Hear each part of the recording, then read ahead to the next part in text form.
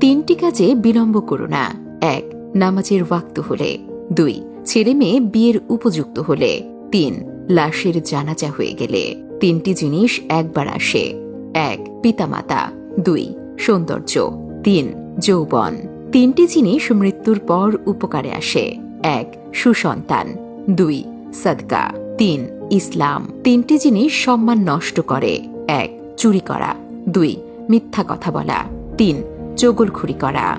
তিনটি জিনিস চিন্তায় রাখে। 1.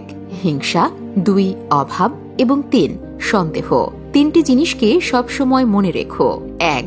উপদেশ। 2. উপকার। 3. মৃত্যু। তিনটি জিনিস অভ্যেস করো। 1. নামাজ পড়া। 2. সত্য বলা। 3. হালাল রিজিক। তিনটি জিনিস থেকে দূরে থাকো। 1. মিথ্যা। 2. অহংকার। 3.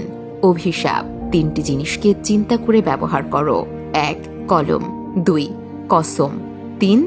কদম। তিনটি জিনিস ধ্বংস হয়ে যায়। 1. লোভ। 2. হিংসা। 3. অহংকার।